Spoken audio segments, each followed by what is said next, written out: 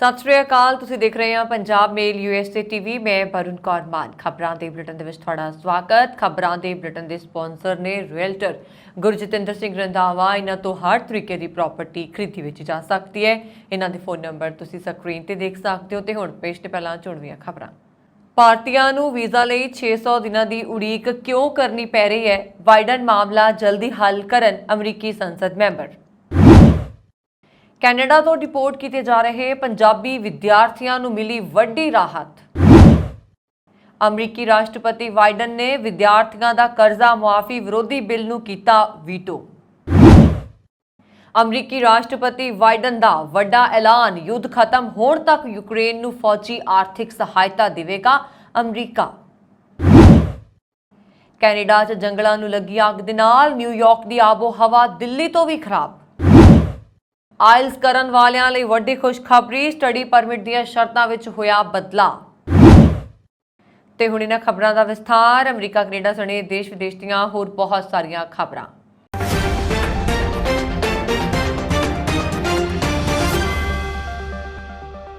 ਭਾਰਤ ਨੂੰ ਮਹੱਤਵਪੂਰਨ ਭਾਈਵਾਲ ਦੱਸਦੇ ਹੋਏ ਅਮਰੀਕਾ ਦੇ ਰਸੂਖਦਾਰ ਸੰਸਦ ਮੈਂਬਰਾਂ ਨੇ ਰਾਸ਼ਟਰਪਤੀ ਜੋ ਬਾਈਡਨ ਪ੍ਰਸ਼ਾਸਨ ਨੂੰ ਅਪੀਲ ਕੀਤੀ ਹੈ ਕਿ ਉਹ ਦੇਸ਼ ਵਿੱਚ ਵੀਜ਼ਾ ਉਡੀਕ ਸਮੇਂ ਦੇ ਮੁੱਦੇ ਨੂੰ ਪਹਿਲ ਦੇ ਆਧਾਰ ਤੇ ਹੱਲ ਕਰਨ। ਸੈਨੇਟ ਦੀ ਵਿਦੇਸ਼ ਸੰਬੰਧੀ ਕਮੇਟੀ ਦੇ ਚੇਅਰਮੈਨ ਕਾਂਗਰਸਮੈਨ ਬੌਬ ਅਤੇ ਹਾਊਸ ਇੰਡੀਆ ਕਾਕਸ ਦੇ ਸਹਿ ਚੇਅਰਮੈਨ ਮਾਈਕਲ ਨੇ ਕੌਂਸਲਰ ਮਾਮਲਿਆਂ ਦੇ ਬਜਟ ਤੇ ਦੋ ਵੱਖ-ਵੱਖ ਸੰਸਦੀ ਸੁਣਵਾਈਆਂ ਦੌਰਾਨ ਵਿਦੇਸ਼ ਨੀਤੀ ਤੇ ਚਰਚਾ ਕੀਤੀ। ਉਹਨਾਂ ਨੇ ਮੰਤਰਾਲੇ ਦੇ ਉੱਚ ਅਧਿਕਾਰੀਆਂ ਨੂੰ ਪੁੱਛਿਆ ਕਿ ਭਾਰਤ ਵਿੱਚ ਵੀਜ਼ਾ ਲਈ ਲੋਕਾਂ ਨੂੰ 600 ਦਿਨਾਂ ਦਾ ਇੰਤਜ਼ਾਰ ਕਿਉਂ ਕਰਨਾ ਪੈ ਰਿਹਾ ਹੈ।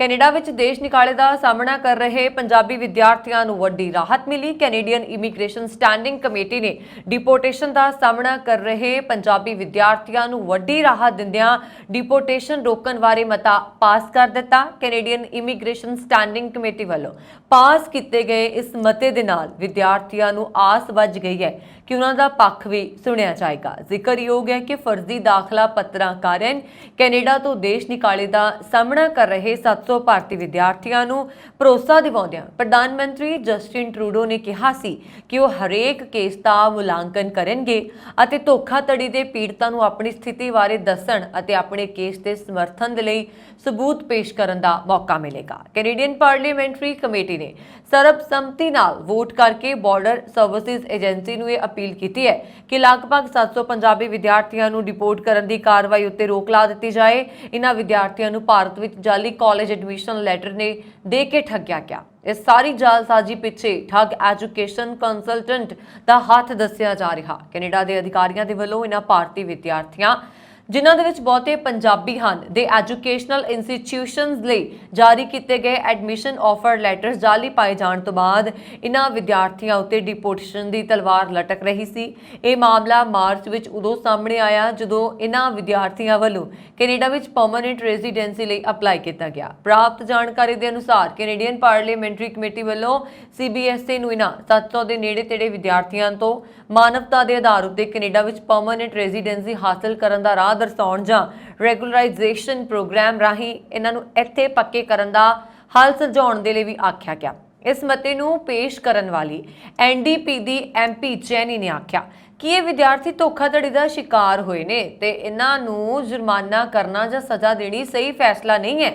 ਉਹਨਾਂ ਨੇ ਆਖਿਆ ਕਿ ਇਹਨਾਂ ਵਿਦਿਆਰਥੀਆਂ ਦੇ ਵਿੱਚੋਂ ਉਹਨਾਂ ਵੱਲੋਂ ਕਈਆਂ ਨਾਲ ਮੁਲਾਕਾਤ ਕੀਤੀ ਗਈ ਹੈ ਤੇ ਉਹਨਾਂ ਦੀ ਹਾਲਤ ਕਾਫੀ ਖਰਾਬ ਹੈ। ਉਹਨਾਂ ਦੇ ਕੋਲ ਹੁਣ ਪੈਸੇ ਨਹੀਂ ਬਚੇ ਤੇ ਉਹ ਕਸੂਤੀ ਸਥਿਤੀ ਵਿੱਚ ਫਸੇ ਹੋਏ ਨੇ। ਕਈਆਂ ਦੇ ਕੋਲ ਡਿਪੋਰਟੇਸ਼ਨ ਦੇ ਆਰਡਰ ਨੇ ਤੇ ਕਈਆਂ ਦੀ CBSA ਦੇ ਨਾਲ ਮੀਟਿੰਗ ਪੈਂਡਿੰਗ ਹੈ।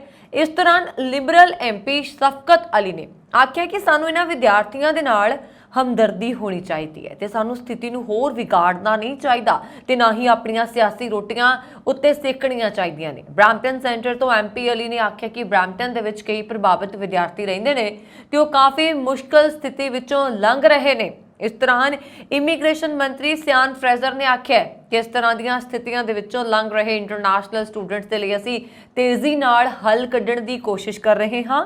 ਉਹਨਾਂ ਇੱਕ ਵੱਖਰੇ ਟਵੀਟ ਵਿੱਚ ਆਖਿਆ ਕਿ ਕੈਨੇਡਾ ਵਿੱਚ ਪੜ੍ਹਨ ਦੀ ਆਸ ਦੇ ਨਾਲ ਆਏ ਵਿਦਿਆਰਥੀਆਂ ਦਾ ਲਾਹਾ ਲੈਣ ਵਾਲਿਆਂ ਨੂੰ ਬਖਸ਼ਿਆ ਨਹੀਂ ਜਾਏਗਾ ਤੇ ਉਹਨਾਂ ਨੂੰ ਅਜਿਹੇ ਫਰਾਡ ਦੇ ਨਤੀਜੇ ਭੁਗਤਣੇ ਪੈਣਗੇ। ਉਹਨਾਂ ਨੇ ਭਰੋਸਾ ਵੀ ਦਿਵਾਇਆ कि मासूम विद्यार्थियां जिन्हां उत्ते डिपोर्टेशन की तलवार लटक रही है दे मामले पूरे ध्यान दे नाल संभल के विचारे जाणगे। इस उत्ते नवी दिल्ली तो भारत के विदेश मंत्री एस जयशंकर ने आख्या कि भारत वालों भी कैनेडियन अधिकारियों के नाल मुद्दा विचारिया जा रहा।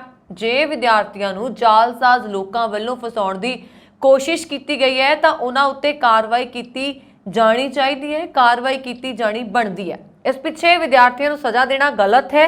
उन्होंने आख्या कि इस बाबत कैनेडियन प्रधानमंत्री जस्टिन ट्रूडो वालों भी हाउस ऑफ कॉमन्स दे विच बयान दिता गया है ते असीं भी कैनेडियन अधिकारियों नाल समुचे मामले उत्ते राबता रख रहे हां। अमरीकी कांग्रेस के दोवां सदनां वल्लों पास किए उस बिल नूं राष्ट्रपति जो बाइडन ने वीटो कर दिता जिस ते कानून बन जाण नाल विद्यार्थियों की कर्जा माफी की योजना उपर पानी फिर जाना सी। जो कर्जा माफी की योजना राष्ट्रपति के मुख चोण वादियां च शामिल है। हुण यह मामला सुप्रीम कोर्ट कोल है जो इस बारे अंतिम फैसला लेगी। राष्ट्रपति बाइडन ने एक ट्वीट विच कहा कि वह सख्त मेहनत कर रहे हैं, लोगों की मदद करने तो पिछे नहीं हटणगे। यही कारण है कि मैं बिल उपर वीटो कर रहा। राष्ट्रपति ने वीडियो भी पाई है जिस विच बिल रद्द करने का ऐलान करते हुए नजर आ रहे हैं। बाइडन हुण तक अपने कार्यकाल के दौरान अपने वीटो अधिकार की 5वीं बार वरतों कर चुके हैं, परंतु इस बार भी वीटो एक विशेष महत्व रखती है क्योंकि इसका संबंध हज़ारां विद्यार्थियों की कर्जा मुआफी नाल है।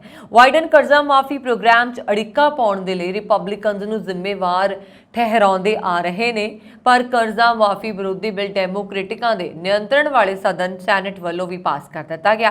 बाइडन प्रशासन ने भी इस तथ्य नूं उभारिया है कि कर्जा माफी की राहत उन्हां लोकां नूं मिलेगी जो $75,000 सालाना तो घट कमाउंदे ने। रूस यूक्रेन जंग नूं 1 साल तो वध समा हो गया पर दोवें देश पिछे हटण दे लई तैयार नहीं ਹਨ। इस दौरान अमरीका के राष्ट्रपति जो बाइडन ने हैरान करने वाला ऐलान किया है। उन्होंने कहा कि जदों तक दोवां देशों विचाले जंग चलती रहेगी वो यूक्रेन नूं फंड दिंदे रहणगे। बाइडन ने कहा कि जेकर उन्हां दी विरोधी रिपब्लिकन पार्टी के कुछ संसद मैंबरां नूं भी इस ते इतराज़ है तो वह भी उठ के यूक्रेन की मदद करने तो पिछे नहीं हटणगे। बरतानिया के प्रधानमंत्री ऋषि सुनक ने पिछले दिनी व्हाइट हाउस का दौरा किया। दोवां ने यूक्रेन संकट और विश्व अर्थव्यवस्था के नाल जुड़े मुद्दों पर चर्चा की। बाइडन ने ऋषि सुनक के नाल सांझे पत्रकार सम्मेलन विच कहा कि रूस यूक्रेन की असलीयत यह है कि मेरा मनना है कि रिपब्लिकन नेता विरोध के बावजूद यूक्रेन नूं लंबे समय की फौजी सहायता प्रदान करेंगे। यूएफओ की कहानी लुकाउण की कोशिश कर रहा है अमरीका। साबका खुफिया अधिकारियों ने हैरान करने वाला खुलासा भी किया है। उन्होंने कहा कि साडी आर्थिक स्थिति इन्नी मजबूत है कि साडे कोल यूक्रेन की सहायता लिए काफ़ी पैसा है और इसकी मदद के लिए तैयार खड़े हैं। बाइडन ने कहा कि भावें तुसीं अज कैपिटल हिल ते कुछ आवाज़ां सुनोगे कि सानूं यूक्रेन का समर्थन करना जारी रखना चाहिए है जां नहीं अते कदों तक, इसके बावजूद असीं लंबे समय तक यूक्रेन नूं सहायता प्रदान करते रहांगे। फरवरी 2022 विच रूस के पहले हमले तो बाद बाइडन अते व्हाइट हाउस विच जिहड़े उत्थों दे अधिकारी ने इस गल ते झगड़े ने कि दोवां देशों विचकार युद्ध खत्म होने तक अमरीका यूक्रेन के नाल खड़ा रहेगा जां नहीं। इस दे नाल ही बाइडन ने इसका जवाब भी स्पष्ट किया है। जिक्रयोग है कि अमरीका हुण तक कीव नूं अरबां डॉलरां दी अते आर्थिक सहायता अलॉट कर चुका है।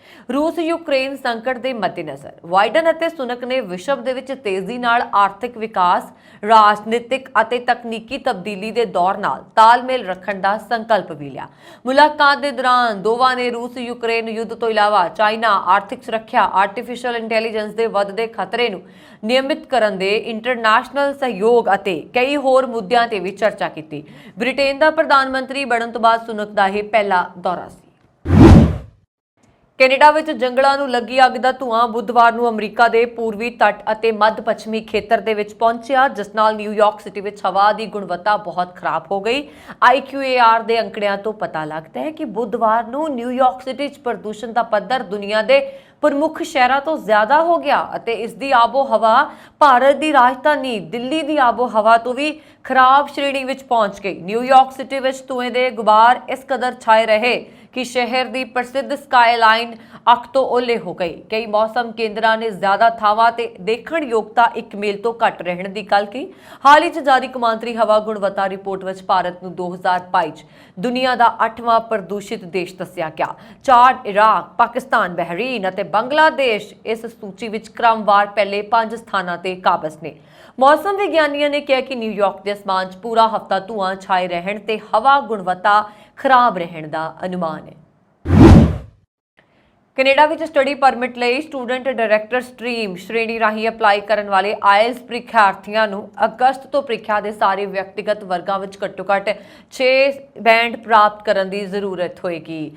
IELTS ਦੇ ਸਹਿ ਮਾਲਕ IDP ਐਜੂਕੇਸ਼ਨ ਵੱਲੋਂ ਇਹ ਜਾਣਕਾਰੀ ਦਿੱਤੀ ਗਈ। ਦਾ immigration refugees and citizenship Canada ਨੇ international English language testing system ਦੀਆਂ ਸ਼ਰਤਾਂ 'ਚ ਬਦਲਾਅ ਕੀਤੇ ਨੇ ਜੋ 10 ਅਗਸਤ ਤੋਂ ਲਾਗੂ ਹੋਣਗੇ।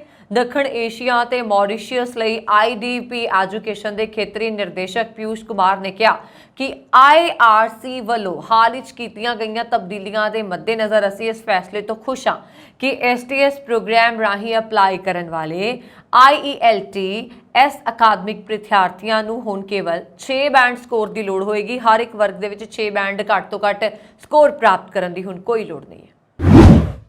ਅਮਰੀਕਾ ਵਿਖੇ ਸਮੁੰਦਰੀ ਤੱਟੀ ਸ਼ਹਿਰ ਟੈਕਸਾਸ ਦੇ ਇੱਕ ਪਾਰਕ ਵਿੱਚ ਇੱਕ ਉੱਚੇ ਵਾਕਵੇ ਦਾ ਹਿੱਸਾ ਢਹਿ ਗਿਆ, ਜਿਸ ਨਾਲ ਸਮਰ ਕੈਂਪ ਲਈ ਪਹੁੰਚੇ ਲਗਭਗ 2 ਦਰਜਨਾਂ ਸਕੂਲੀ ਬੱਚੇ ਜ਼ਖਮੀ ਹੋ ਗਏ।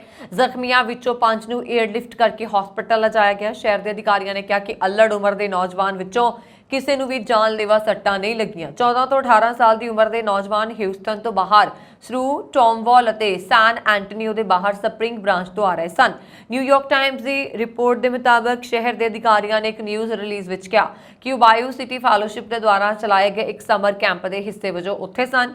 ਅਧਿਕਾਰੀਆਂ ਨੇ ਦੱਸਿਆ ਕਿ ਢਹਿ-ਢੇਰੀ ਲਗਭਗ 1 ਵਜੇ ਸਟਾਲਮੈਨ ਪਾਰਕ ਵਿਖੇ ਹੋਈ, ਜੋ ਕਿ ਸਮੁੰਦਰੀ ਤੱਟ ਅਤੇ ਮੈਕਸੀਕੋ ਦੀ ਖਾੜੀ ਦੇ ਦ੍ਰਿਸ਼ਾਂ ਤੱਕ ਪਹੁੰਚ ਵਾਲਾ ਸਮੁੰਦਰੀ ਮਨੋਰੰਜਨ ਖੇਤਰ ਹੈ। ਸਰਫਸਾਈਡ ਬੀਚ ਦਾ ਤਟਵਰਤੀ ਭਾਈਚਾਰਾ ਹਿਊਸਟਨ ਤੋਂ ਲਗਭਗ 60 ਮੀਲ ਦੱਖਣ 'ਚ ਹੈ। ਸ਼ਹਿਰ ਦੇ ਅਧਿਕਾਰੀਆਂ ਨੇ ਇੱਕ ਬਿਆਨ ਵਿੱਚ ਕਿਹਾ ਕਿ ਘਟਨਾ ਦੇ ਕਾਰਨਾਂ ਦੀ ਅਜੇ ਜਾਂਚ ਕੀਤੀ ਜਾ ਰਹੀ ਹੈ। ਅਧਿਕਾਰੀਆਂ ਨੇ ਅੱਗੇ ਕਿਹਾ ਕਿ 5 ਸਕੂਲੀ ਬੱਚਿਆਂ ਨੂੰ ਹਿਊਸਟਨ ਦੇ ਮੈਮੋਰੀਅਲ ਹਰਮਨ ਹਸਪਤਾਲ ਲਿਜਾਇਆ ਗਿਆ, 6 ਸਕੂਲੀ ਬੱਚਿਆਂ ਨੂੰ ਐਂਬੂਲੈਂਸ ਰਾਹੀਂ ਸਥਾਨਕ ਹਸਪਤਾਲ ਲਿਜਾਇਆ ਗਿਆ ਤੇ ਲਗਭਗ 10 ਹੋਰਾਂ ਨੂੰ ਨਿੱਜੀ ਵਾਹਨ ਰਾਹੀਂ ਲਿਜਾਇਆ ਗਿਆ।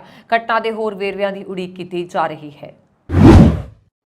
ਨਿਊਯਾਰਕ ਸਿਟੀ ਦੇ ਸਿਹਤ ਅਧਿਕਾਰੀਆਂ ਨੇ ਸੋਮਵਾਰ ਨੂੰ ਬਰੁਕਲਿਨ ਦੇ ਵਿੱਚ ਪਹਿਲੀ ਮੁਫਤ ਜਨਤਕ ਸਿਹਤ ਵੈਂਡਿੰਗ ਮਸ਼ੀਨਾਂ ਦਾ ਉਦਘਾਟਨ ਕੀਤਾ। 1676 ਬ੍ਰੌਡਵੇ ਤੇ ਵੈਂਡਿੰਗ ਮਸ਼ੀਨਾਂ ਦਾ ਉਦੇਸ਼ ਓਵਰਡੋਜ਼ ਦੇ ਨਾਲ ਹੋਣ ਵਾਲੀਆਂ ਮੌਤਾਂ ਵਿਰੁੱਧ ਸ਼ਹਿਰ ਦੀ ਲੜਾਈ ਵਿੱਚ ਕਲੰਕਾਂ ਅਤੇ ਸੇਵਾਵਾਂ ਦੀ ਰੁਕਾਵਟ ਨੂੰ ਘਟਾਉਣਾ ਹੈ। ਮਸ਼ੀਨਾਂ ਵਿੱਚ ਓਵਰਡੋਜ਼ ਨੂੰ ਘੱਟ ਕਰਨ ਵਾਲੀ ਦਵਾਈ, ਫੈਂਟਾਨਾਈਲ ਟੈਸਟ ਸਟ੍ਰਿਪਸ, ਹਾਈਜੀਨ ਕਿਟ ਅਤੇ ਕੰਡੋਮ ਵਰਗਾ ਸਮਾਨ ਰੱਖਿਆ ਗਿਆ। ਇਸ ਮਸ਼ੀਨ ਵਿੱਚ ਸਮਾਨ ਲੈਣ ਦੇ ਲਈ ਉਪਭੋਗਤਾਵਾਂ ਨੂੰ ਆਪਣਾ NYC ਜ਼ਿਪ ਕੋਡ ਭਰਨਾ ਹੋਏਗਾ। ਸ਼ਹਿਰ ਦੇ ਸਿਹਤ ਕਮਿਸ਼ਨਰ ਨੇ ਕਿਹਾ ਕਿ ਮਸ਼ੀਨਾਂ ਓਵਰਡੋਜ਼ ਸੰਕਟ ਵਿਰੁੱਧ ਲੜਾਈ ਵਿੱਚ ਇੱਕ ਅਮਲੀ ਕਦਮ ਹੈ। ਉਹਨਾਂ ਨੇ ਕਿਹਾ ਕਿ ਅਧਿਕਾਰੀਆਂ ਦੁਆਰਾ ਖੋਲ੍ਹੇ ਜਾਣ ਤੋਂ ਬਾਅਦ 24 ਘੰਟਿਆਂ ਤੋਂ ਵੀ ਘੱਟ ਸਮੇਂ 'ਚ ਇਹ ਮਸ਼ੀਨਾਂ ਖਾਲੀ ਸੀ। ਇਨੇ ਦਿਨੀ ਰਾਹੁਲ ਗਾਂਧੀ 10 ਦਿਨਾਂ ਦੇ ਅਮਰੀਕਾ ਦੌਰੇ ਤੇ ਨੇ। ਇਸ ਦੌਰਾਨ ਉਹਨਾਂ ਨੇ ਕਈ ਪ੍ਰੋਗਰਾਮਸ ਦੇ ਵਿੱਚ ਹਿੱਸਾ ਲਿਆ। ਖਬਰਾਂ ਆ ਰਹੀਆਂ ਨੇ ਕਿ ਕਾਂਗਰਸ ਦੇ ਸਾਬਕਾ ਪ੍ਰਧਾਨ ਮੰਤਰੀ ਰਾਹੁਲ ਗਾਂਧੀ ਨੇ ਵਾਈਟ ਹਾਊਸ ਦਾ ਸੀਕ੍ਰੇਟ ਦੌਰਾ ਕੀਤਾ। ਹਾਲਾਂਕਿ ਇਸ ਬਾਰੇ ਅਜੇ ਤੱਕ ਕੋਈ ਅਧਿਕਾਰਤ ਬਿਆਨ ਨਹੀਂ ਆਇਆ ਤੇ ਨਾ ਹੀ ਵਾਈਡਨ ਪ੍ਰਸ਼ਾਸਨ ਤੇ ਨਾ ਹੀ ਕਾਂਗਰਸ ਪਾਰਟੀ ਨੇ ਕੁਝ ਕਿਹਾ ਹੈ। ਟਾਈਮਜ਼ ਆਫ ਇੰਡੀਆ ਸੀਮਾ ਸਿਰੋਹੀ ਮੁਤਾਬਕ ਰਾਹੁਲ ਦੀ ਇਸ ਗੁਪਤ ਫੇਰੀ ਨੂੰ ਪੂਰੀ ਤਰ੍ਹਾਂ ਗੁਪਤ ਰੱਖਿਆ ਗਿਆ ਹੈ। ਰਾਹੁਲ ਦੇ ਵਾਈਟ ਹਾਊਸ ਦੌਰੇ ਦੇ ਸਮੇਂ ਅਤੇ ਇਸ ਦੇ ਆਲੇ ਦੁਆਲੇ ਦੀਆਂ ਘਟਨਾਵਾਂ ਕਾਰਨ ਸਿਆਸੀ ਅਤੇ ਸੋਸ਼ਲ ਮੀਡੀਆ ਤੇ ਹਲਕਿਆਂ 'ਚ ਕਈ ਗੱਲਾਂ ਘੁੰਮਣ ਲੱਗੀਆਂ ਨੇ। ਪ੍ਰਧਾਨ ਮੰਤਰੀ ਨਰਿੰਦਰ ਮੋਦੀ ਇਸ ਮਹੀਨੇ ਦੀ 21 ਤਾਰੀਖ ਨੂੰ ਅਮਰੀਕਾ ਦੇ ਦੌਰੇ ਤੇ ਜਾ ਰਹੇ ਨੇ। ਇਹ ਪ੍ਰਧਾਨ ਮੰਤਰੀ ਦਾ ਪਹਿਲਾ ਰਾਜ ਦੌਰਾ ਹੋਏਗਾ। ਇਸ ਦੌਰਾਨ ਉਹ ਅਮਰੀਕੀ ਸੰਸਦ ਦੇ ਦੋਵਾਂ ਸਦਨਾਂ ਦੇ ਸਾਂਝੇ ਸੈਸ਼ਨ ਨੂੰ ਸੰਬੋਧਨ ਕਰਨਗੇ ਤੇ ਵਾਈਟ ਹਾਊਸ ਵੀ ਜਾਣਗੇ। ਅਮਰੀਕਾ ਦੇ ਸਾਬਕਾ ਰਾਸ਼ਟਰਪਤੀ ਡੋਨਾਲਡ ਟਰੰਪ ਖਿਲਾਫ ਇੱਕ ਹੋਰ ਅਪਰਾਧਿਕ ਮਾਮਲਾ ਦਰਜ ਕੀਤਾ ਗਿਆ। 2021 ਵਿੱਚ ਰਾਸ਼ਟਰਪਤੀ ਚੋਣ ਹਾਰਨ ਤੋਂ ਬਾਅਦ ਉਹਨਾਂ ਤੇ ਕਲਾਸੀਫਾਈਡ ਦਸਤਾਵੇਜ਼ ਘਰ ਲੈ ਜਾਣ ਦਾ ਮਾਮਲਾ ਦਰਜ ਕੀਤਾ ਗਿਆ। ਉਹਨਾਂ ਤੇ 7 ਦੋਸ਼ ਆਇਦ ਕੀਤੇ ਗਏ। ਟਰੰਪ ਨੂੰ 13 ਜੂਨ ਨੂੰ ਦੁਪਹਿਰ 3 ਵਜੇ ਮਿਆਮੀ ਦੇ ਫੈਡਰਲ ਕੋਰਟ ਹਾਊਸ ਵਿੱਚ ਪੇਸ਼ ਹੋਣ ਲਈ ਕਿਹਾ ਗਿਆ। ਇਸ ਤੋਂ ਪਹਿਲਾਂ ਅਪ੍ਰੈਲ ਵਿੱਚ ਉਹਨਾਂ ਤੇ ਇੱਕ ਪੌਰਨ ਸਟਾਰ ਨੂੰ ਲੈ ਕੇ ਚੁੱਪ ਕਰਾਉਣ ਦਾ ਪੈਸੇ ਦੇ ਕੇ ਚੁੱਪ ਕਰਾਉਣ ਦੇ ਲਈ ਅਪਰਾਧਿਕ ਮਾਮਲਾ ਦਰਜ ਕੀਤਾ ਗਿਆ ਸੀ। ਇਸ ਮਾਮਲੇ ਦੇ ਵਿੱਚ 4 ਅਪ੍ਰੈਲ ਨੂੰ ਅਦਾਲਤ ਨੇ ਉਹਨਾਂ ਤੇ 34 ਦੋਸ਼ ਆਇਦ ਕੀਤੇ। ਟਰੰਪ ਸੰਗੀ ਦੋਸ਼ਾਂ ਦਾ ਸਾਹਮਣਾ ਕਰਨ ਵਾਲੇ ਪਹਿਲੇ ਸਾਬਕਾ ਅਮਰੀਕੀ ਰਾਸ਼ਟਰਪਤੀ ਬਣ ਗਏ। ਹਾਲਾਂਕਿ ਫੈਡਰਲ ਕੋਰਟ ਨੇ ਅਜੇ ਤੱਕ ਇਹ ਨਹੀਂ ਦੱਸਿਆ ਕਿ ਟਰੰਪ ਤੇ ਕਿਹੜੇ ਦੋਸ਼ ਲਗਾਏ ਗਏ ਨੇ। ਟਰੰਪ ਨੇ ਗੁਪਤ ਦਸਤਾਵੇਜ਼ਾਂ ਦੇ ਦੋਸ਼ਾਂ ਨੂੰ ਬੇਬੁਨਿਆਦ ਦੱਸਿਆ। ਟਰੰਪ ਦੇ ਵਕੀਲ ਜਿਮ ਟਰਸਟੀ ਨੇ CNN ਨੂੰ ਦੱਸਿਆ ਕਿ ਸਾਬਕਾ ਅਮਰੀਕੀ ਰਾਸ਼ਟਰਪਤੀ ਤੇ ਜਸੂਸੀ ਐਕਟ ਦੇ ਤਹਿਤ ਦੋਸ਼ ਲਗਾਇਆ ਗਿਆ ਹੈ। ਇਸ ਤੋਂ ਇਲਾਵਾ ਉਸ ਤੇ ਸਾਜ਼ਿਸ਼ ਰਚਣ, ਝੂਠੇ ਬਿਆਨ ਦੇਣ, ਨਿਆਂ ਵਿੱਚ ਰੁਕਾਵਟ ਪਾਉਣ, ਰਿਕਾਰਡ ਨਾਲ ਛੇੜਛਾੜ ਅਤੇ ਝੂਠੇ ਦਸਤਾਵੇਜ਼ ਬਣਾਉਣ ਦੇ ਵੀ ਦੋਸ਼ ਨੇ। ਇਸ ਤੋਂ ਪਹਿਲਾਂ ਬੁੱਧਵਾਰ ਨੂੰ ਟਰੰਪ ਦੇ ਵਕੀਲਾਂ ਨੂੰ ਸੂਚਿਤ ਕੀਤਾ ਗਿਆ ਸੀ ਕਿ ਉਹ ਗੁਪਤ ਫਾਈਲਾਂ ਨੂੰ ਘਰ ਲਿਜਾਣ ਦੀ ਜਾਂਚ ਦਾ ਨਿਸ਼ਾਨਾ ਸਨ। ਕੁਝ ਦਿਨ ਪਹਿਲਾਂ ਟਰੰਪ ਦੇ ਵਕੀਲਾਂ ਨੇ ਇਸ ਮਾਮਲੇ ਤੇ ਚਰਚਾ ਕਰਨ ਦੇ ਲਈ ਨਿਆਂ ਵਿਭਾਗ ਦੇ ਅਧਿਕਾਰੀਆਂ ਨਾਲ ਵੀ ਮੁਲਾਕਾਤ ਕੀਤੀ ਸੀ। ਟਰੰਪ ਨੇ ਵੀਰਵਾਰ ਨੂੰ ਆਪਣੇ social media platform truth social ਤੇ ਲਿਖਿਆ, "ਮੈਂ ਬੇਕਸੂਰ ਹਾਂ, ਮੈਨੂੰ ਨਿਆਂ ਵਿਭਾਗ ਤੋਂ ਅਪਰਾਧਿਕ ਕੇਸ ਦਰਜ ਹੋਣ ਬਾਰੇ ਜਾਣਕਾਰੀ ਮਿਲੀ। ਮੈਨੂੰ ਮੰਗਲਵਾਰ ਨੂੰ ਅਦਾਲਤ ਵਿੱਚ ਪੇਸ਼ ਹੋਣ ਦੇ ਲਈ ਕਿਹਾ ਗਿਆ ਹੈ। ਵਾਈਡਨ ਦੀ ਭ੍ਰਿਸ਼ਟ ਸਰਕਾਰ ਨੇ ਇਸ ਬਾਰੇ ਮੇਰੇ ਵਕੀਲਾਂ ਨੂੰ ਸੂਚਿਤ ਕੀਤਾ ਹੈ। ਕਲਾਸੀਫਾਈਡ ਦਸਤਾਵੇਜ਼ ਨਾਲ ਜੁੜੇ ਮਾਮਲੇ ਨੂੰ ਸਮਝੋ। ਟਰੰਪ ਜਨਵਰੀ 2021 ਵਿੱਚ ਰਾਸ਼ਟਰਪਤੀ ਚੋਣਾਂ ਹਾਰ ਗਏ ਸੀ। ਦੋਸ਼ ਸੀ ਕਿ ਉਹ ਵਾਈਟ ਹਾਊਸ ਤੋਂ ਫਲੋਰੀਡਾ ਦੇ ਇੱਕ ਲਗਜ਼ਰੀ ਘਰ ਮਾਰ-ਏ-ਲਾਗੋ 'ਚ ਕਈ ਕਲਾਸੀਫਾਈਡ ਦਸਤਾਵੇਜ਼ ਲੈ ਗਏ ਸੀ। ਉਹਨਾਂ ਨੇ ਇਸ ਦਸਤਾਵੇਜ਼ਾਂ ਨੂੰ ਨੈਸ਼ਨਲ ਆਰਕਾਈਵਜ਼ ਨੂੰ ਸੌਂਪਣ ਤੋਂ ਵੀ ਇਨਕਾਰ ਕਰ ਦਿੱਤਾ। ਇਸ ਤੋਂ ਬਾਅਦ ਮਾਮਲਾ FBI ਨਿਊਯਾਰਕ ਟਾਈਮਜ਼ ਦੇ ਮੁਤਾਬਕ FBI ਨੇ ਜਾਂਚ ਵਿੱਚ ਟਰੰਪ ਦੇ ਘਰ ਅਤੇ ਉਹਨਾਂ ਦੇ ਨਿੱਜੀ ਕਲੱਬ ਤੋਂ 300 ਤੋਂ ਵੱਧ ਖੁਫੀਆ ਦਸਤਾਵੇਜ਼ ਬਰਾਮਦ ਕੀਤੇ। ਕੁਝ ਦਿਨ ਪਹਿਲਾਂ CNN ਨੇ ਦਾਅਵਾ ਕੀਤਾ ਸੀਗਾ ਕਿ ਉਸਨੇ ਇੱਕ ਆਡੀਓ ਰਿਕਾਰਡਿੰਗ ਲੱਭੀ ਹੈ ਜਿਸ ਵਿੱਚ ਟਰੰਪ ਨੇ ਖੁਦ ਕਬੂਲ ਕੀਤਾ ਹੈ ਕਿ ਉਹ ਚੋਣ ਹਾਰਨ ਤੋਂ ਬਾਅਦ ਗੁਪਤ ਫਾਈਲਾਂ ਆਪਣੇ ਘਰ ਨੂੰ ਲੈ ਗਏ ਸੀ। ਆਡੀਓ ਵਿੱਚ ਟਰੰਪ ਕਹਿ ਰਹੇ ਨੇ ਉਹਨਾਂ ਨੇ ਰੱਖਿਆ ਵਿਭਾਗ ਦੀ ਫਾਈਲ ਆਪਣੇ ਕੋਲ ਰੱਖੀ ਸੀ ਜਿਸ ਵਿੱਚ ਈਰਾਨ ਤੇ ਹਮਲੇ ਦੀ ਜਾਣਕਾਰੀ ਸੀ। 1970-80 ਦੇ ਦਹਾਕੇ ਦੌਰਾਨ ਰੈਸਲਿੰਗ ਦੇ ਆਇਰਨ ਵਜੋਂ ਜਾਣੇ ਜਾਂਦੇ ਈਰਾਨੀ ਮੂਲ ਦੇ ਹੁਸੈਨ ਵਜ਼ੀਰੀ ਦਾ 80 ਸਾਲ ਦੀ ਉਮਰ ਵਿੱਚ ਬੀਤੇ ਦਿਨੀ ਦੇਹਾਂਤ ਹੋ ਗਿਆ। ਨਿਊ ਜਰਸੀ ਸਥਿਤ ਉਹਨਾਂ ਦੇ ਘਰ ਵਿੱਚ ਇਹ ਦੇਹਾਂਤ ਹੋਇਆ। ਉਹਨਾਂ ਦਾ ਅਮਰੀਕਾ ਨੂੰ ਨਫ਼ਰਤ ਕਰਨ ਵਾਲਾ ਆਇਰਨ ਸ਼ੇਖ ਕੁਸ਼ਤੀ ਦੇ ਸਭ ਤੋਂ ਪ੍ਰਸਿੱਧ ਖਲਨਾਇਕਾਂ ਵਿੱਚੋਂ ਇੱਕ ਸੀ। ਹੁਸੈਨ ਵਜ਼ੀਰੀ ਈਰਾਨ ਦੇ ਸ਼ਾਹ ਲਈ ਇੱਕ ਸਾਬਕਾ ਬਾਡੀਗਾਰਡ, ਇੱਕ ਪਹਿਲਵਾਨ ਅਤੇ ਕੁਸ਼ਤੀ ਕੋਚ ਸੀ। ਇਸ ਤੋਂ ਪਹਿਲਾਂ ਕਿ ਉਸਨੇ ਆਪਣੀਆਂ ਨੁਕੀਲੀਆਂ ਮੁੱਛਾਂ, ਗੰਜੇ ਸਿਰ ਅਤੇ ਹਰ ਚੀਜ਼ਾਂ ਲਈ ਅਮਰੀਕਾ ਲਈ ਵਿਟਰੀਓਲ ਨਾਲ ਆਪਣਾ ਕੈਰੀਅਰ ਸ਼ੁਰੂ ਕੀਤਾ। ਆਇਰਨ ਸ਼ੇਖ ਨੂੰ 2005 ਵਿੱਚ WWE ਹਾਲ ਆਫ ਫੇਮ ਵਿੱਚ ਸ਼ਾਮਲ ਕੀਤਾ ਗਿਆ ਸੀ। ਨਿਊ ਜਰਸੀ ਦੇ ਇੱਕ ਟ੍ਰੈਫਿਕ ਸਟਾਫ ਦੁਆਰਾ ਉਸਦੇ ਕੈਰੀਅਰ ਲਗਭਗ ਪਟੜੀ ਤੋਂ ਉਤਰ ਗਿਆ ਸੀ। ਮਿਸਟਰ ਵਜ਼ੀਰੀ ਨੂੰ ਨਸ਼ੀਲੇ ਪਦਾਰਥਾਂ ਦੀ ਵਰਤੋਂ ਕਰਨ ਤੇ ਮਾੜੇ ਚਰਿੱਤਰ ਦੇ ਲਈ ਥੋੜੇ ਸਮੇਂ ਲਈ ਬਾਹਰ ਕੱਢ ਦਿੱਤਾ ਗਿਆ। 1987 ਵਿੱਚ ਨਿਊ ਜਰਸੀ ਰਾਜ ਦੇ ਸੈਨਿਕਾਂ ਨੇ ਉਸ ਨੂੰ ਤੇ ਇੱਕ ਕੁਸ਼ਤੀ ਪਹਿਲਵਾਨ ਹੈਕਸੋ ਜਿਮ ਡੂਗਨ ਨੂੰ ਗਾਰਡਨ ਸਟੇਟ ਪਾਰਕਵੇ ਤੇ ਰੋਕਣ ਅਤੇ ਕੋਕੀਨ ਅਤੇ ਮਾਰੀਜੁਆਨਾ ਬਰਾਮਦ ਕਰਨ ਤੇ ਗ੍ਰਿਫਤਾਰ ਕੀਤਾ ਸੀ।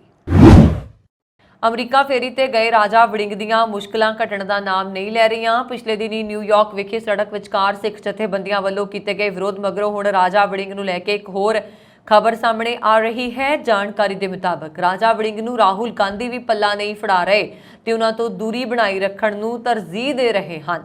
ਸੂਤਰਾਂ ਦੀ ਮੰਨੀਏ ਤਾਂ ਰਾਹੁਲ ਗਾਂਧੀ ਨੇ ਰਾਜਾ ਵੜਿੰਗ ਦੇ ਹੋਏ ਵਿਰੋਧ ਵੱਲ ਵੇਖ ਕੇ ਵੜਿੰਗ ਨੂੰ ਵਾਪਸ ਪੰਜਾਬ ਪਰਤਣ ਦੇ ਹੁਕਮ ਵੀ ਸੁਣਾ ਦਿੱਤੇ ਸਨ ਕਿਉਂਕਿ ਉਹ ਨਹੀਂ ਚਾਹੁੰਦੇ ਸੀ ਕਿ ਵੜਿੰਗ ਦੇ ਕਾਰਨ ਉਹਨਾਂ ਦਾ ਵੀ ਅਮਰੀਕਾ ਵਾਸਤੇ ਪੰਜਾਬੀ ਭਾਈਚਾਰੇ ਵੱਲੋਂ ਵਿਰੋਧ ਕੀਤਾ ਜਾਏ। ਕਾਂਗਰਸ ਦੇ ਰਾਸ਼ਟਰੀ ਆਗੂ ਰਾਹੁਲ ਗਾਂਧੀ ਦੇ ਪਿੱਛੇ ਨਿਊਯਾਰਕ ਪੁੱਜੇ ਰਾਜਾ ਵੜਿੰਗ ਦਾ ਉੱਥੇ ਦੀਆਂ ਸੜਕਾਂ ਤੇ ਚੱਲਣਾ ਔਖਾ ਹੋਇਆ ਪਿਆ ਹੈ। ਜਾਣਕਾਰੀ ਇਹ ਵੀ ਮਿਲੀ ਹੈ ਕਿ ਰਾਜਾ ਵੜਿੰਗ ਵਿਰੋਧ ਨੂੰ ਵੇਖਦੇ ਹੋਏ ਵੱਡੀਆਂ ਸੜਕਾਂ ਨੂੰ ਛੱਡ ਕੇ ਛੋਟੀਆਂ ਗਲੀਆਂ ਦੇ ਵਿੱਚੋਂ ਦੀ ਹੋ ਰਹੇ ਨੇ। ਉਹਨਾਂ ਥਾਵਾਂ ਤੇ ਜਾ ਰਹੇ ਨੇ ਜਿੱਥੇ ਉਹਨਾਂ ਦੇ ਕੁਝ ਸਮਰਥਕ ਮੌਜੂਦ ਨੇ। ਦੱਸ ਦਈਏ ਕਿ ਕੁਝ ਦਿਨ ਪਹਿਲਾਂ ਰਾਜਾ ਵੜਿੰਗ ਜਦੋਂ ਕਾਰ ਵਿੱਚ ਸਵਾਰ ਹੋਏ ਤਾਂ ਕੁਝ ਲੋਕਾਂ ਨੇ ਉਹਨਾਂ ਦਾ ਵਿਰੋਧ ਕੀਤਾ, ਪਰ ਬਾਅਦ ਦੇ ਵਿੱਚ ਸੋਸ਼ਲ ਮੀਡੀਆ ਰਾਹੀਂ ਰਾਜਾ ਵੜਿੰਗ ਹੋਣਾ ਨੇ ਇਹਨਾਂ ਸਭ ਗੱਲਾਂ ਨੂੰ ਬੇਬੁਨਿਆਦ ਦੱਸਿਆ। ਉਹਨਾਂ ਨੇ ਲੋਕਾਂ ਨੂੰ ਖਰੀਆਂ ਵੀ ਸੁਣਾਈਆਂ ਜੋ ਉਹਨਾਂ ਦਾ ਵਿਰੋਧ ਕਰ ਰਹੇ ਨੇ। ਪੁਲਾੜ ਵਿੱਚ ਜਾਣ ਦੇ ਨਾਲ ਮਨੁੱਖੀ ਸਰੀਰ ਤੇ ਮਾੜਾ ਪ੍ਰਭਾਵ ਪੈ ਰਿਹਾ ਹੈ। ਇਸ ਵਿੱਚ ਮਾਈਕਰੋਗ੍ਰੈਵਿਟੀ ਸਥਿਤੀ ਅਤੇ ਹੋਰ ਕਾਰਕ ਸਾਡੇ ਸਰੀਰ ਨੂੰ ਸਿਰ ਤੋਂ ਪੈਰਾਂ ਤੱਕ ਨੁਕਸਾਨ ਪਹੁੰਚਾ ਰਹੇ ਨੇ। ਸਭ ਤੋਂ ਵੱਡੀ ਚਿੰਤਾ ਸਾਹਮਣੇ ਆ ਗਈ ਹੈ। ਨਾਸਾ ਦੁਆਰਾ ਫੰਡ ਕੀਤੇ ਗਏ ਇੱਕ ਨਵੇਂ ਅਧਿਐਨ ਵਿੱਚ ਇਹ ਵਿਸਥਾਰ ਵਿੱਚ ਦੱਸਿਆ ਗਿਆ ਹੈ। 30 ਪੁਲਾੜ ਯਾਤਰੀਆਂ ਦੇ ਦਿਮਾਗ ਦੇ ਸਕੈਨ ਦੇ ਆਧਾਰ ਤੇ ਖੋਜਕਰਤਾਵਾਂ ਨੇ ਪਾਇਆ ਕਿ ਅਜਿਹੀਆਂ ਯਾਤਰਾਵਾਂ ਤੋਂ ਬਾਅਦ ਵੈਂਟਰੀਕਲਾਂ ਨੂੰ ਪੂਰੀ ਤਰ੍ਹਾਂ ਠੀਕ ਹੋਣ ਦੇ ਲਈ 3 ਸਾਲ ਲੱਗ ਗਏ। ਉਸਨੇ ਸੁਝਾਅ ਦਿੱਤਾ ਕਿ ਲੰਬੇ ਪੁਲਾੜ ਮਿਸ਼ਨਾਂ ਵਿਚਕਾਰ ਘੱਟੋ-ਘੱਟ 3 ਸਾਲ ਦੀ ਮਿਆਦ ਦਾ ਅੰਤਰਾਲ ਉਚਿਤ ਹੋਏਗਾ।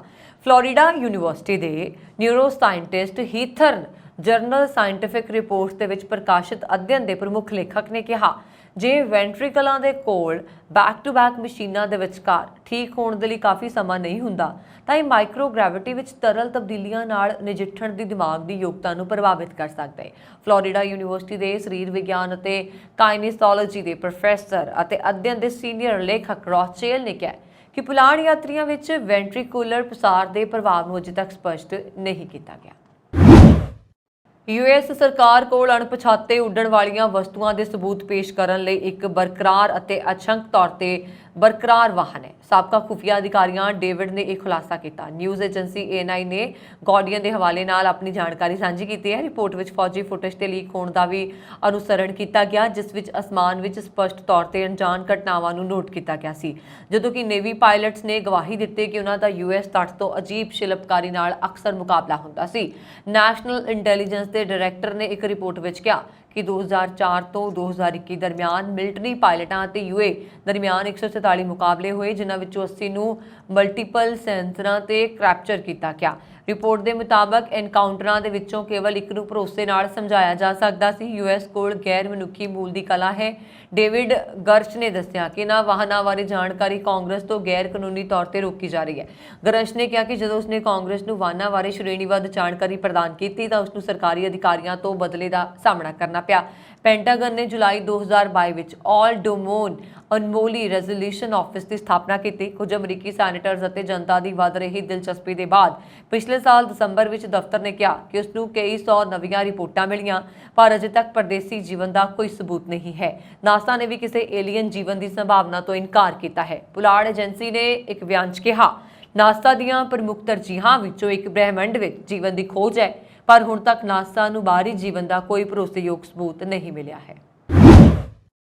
ਪੰਜਾਬ ਦੀਆਂ ਮਹਿਲਾਵਾਂ ਨੂੰ ਵਿਦੇਸ਼ਾਂ ਵਿੱਚ ਭੇਜ ਕੇ ਉਹਨਾਂ ਨਾਲ ਹੋ ਰਹੇ ਸ਼ੋਸ਼ਣ ਨੂੰ ਸੂਬਾ ਸਰਕਾਰ ਵੱਲੋਂ ਗੰਭੀਰਤਾ ਨਾਲ ਲਿਆ ਜਾ ਰਿਹਾ ਹੈ। ਇਸ ਸੰਬੰਧੀ ਮਹਿਲਾਵਾਂ ਦੇ ਹੋ ਰਹੇ ਸ਼ੋਸ਼ਣ ਨੂੰ ਰੋਕਣ ਦੇ ਲਈ ਸੂਬਾ ਸਰਕਾਰ ਵੱਲੋਂ ਰਾਜ ਪੱਧਰੀ ਪਾਲਿਸੀ ਲਿਖਣ ਦੇ ਲਈ ਪੀੜਤਾਂ ਨਾਲ ਜਲੰਧਰ ਵਿਖੇ 11 ਜੂਨ ਨੂੰ ਸਮਾਜਿਕ ਸੁਰੱਖਿਆ, ਇਸਤਰੀ ਤੇ ਬਾਲ ਵਿਕਾਸ ਵਿਭਾਗ ਮੰਤਰੀ ਡਾਕਟਰ ਬਲਜੀਤ ਕੌਰ ਦੀ ਪ੍ਰਧਾਨਗੀ ਹੇਠ ਵਿਚਾਰ ਚਰਚਾ ਕੀਤੀ ਜਾ ਰਹੀ ਹੈ। ਜਾਣਕਾਰੀ ਦਿੰਦਿਆਂ ਸਮਾਜਿਕ ਸੁਰੱਖਿਆ, ਇਸਤਰੀ ਤੇ ਬਾਲ ਵਿਕਾਸ ਵਿਭਾਗ ਮੰਤਰੀ ਡਾਕਟਰ ਬਲਜੀਤ ਕੌਰ ਨੇ ਦੱਸਿਆ ਕਿ ਪੰਜਾਬ ਦੀਆਂ ਮਹਿਲਾਵਾਂ ਜੋ ਵਿਦੇਸ਼ਾਂ ਵਿੱਚ ਜਾਣ ਦੀਆਂ ਇੱਛੁਕ ਹਨ, ਉੱਥੇ ਬਸੀਆਂ ਹੋਈਆਂ ਨੇ ਜਾਂ ਵਾਪਸ ਆ ਚੁੱਕੀਆਂ ਨੇ, ਉਹਨਾਂ ਦੇ ਹੱਕਾਂ ਦੀ ਰਾਖੀ ਲਈ ਮੁੱਖ ਮੰਤਰੀ ਭਗਵੰਤ ਮਾਨ ਦੀ ਅਗਵਾਈ ਵਾਲੀ ਪੰਜਾਬ ਸਰਕਾਰ ਵੱਲੋਂ ਵਿਸ਼ੇਸ਼ ਤੌਰ ਤੇ ਧਿਆਨ ਦਿੱਤਾ ਜਾ ਰਿਹਾ ਹੈ। ਉਹਨਾਂ ਨੇ ਦੱਸਿਆ ਕਿ ਕੁਝ ਏਜੰਟਾਂ ਵੱਲੋਂ ਸੂਬੇ ਦੀਆਂ ਮਹਿਲਾਵਾਂ ਨੂੰ ਵਿਦੇਸ਼ਾਂ ਵਿੱਚ ਗੈਰ ਕਾਨੂੰਨੀ ਢੰਗ ਨਾਲ ਭੇਜਣ ਦੇ ਮੰਤਵ ਦੇ ਨਾਲ ਨੌਕਰੀ ਦਾ ਝਾਂਸਾ ਦੇਣ ਅਤੇ ਗਲਤ ਬਿਆਨਬਾਜ਼ੀ ਕਰਕੇ ਉਹਨਾਂ ਨਾਲ ਕਈ ਤਰ੍ਹਾਂ ਦਾ ਸ਼ੋਸ਼ਣ ਕੀਤਾ ਜਾਂਦਾ ਹੈ। ਇਸ ਸਥਿਤੀ ਤੇ ਕਾਬੂ ਪਾਉਣ ਦੇ ਲਈ ਪੰਜਾਬ ਸਰਕਾਰ ਦੇ ਵੱਲੋਂ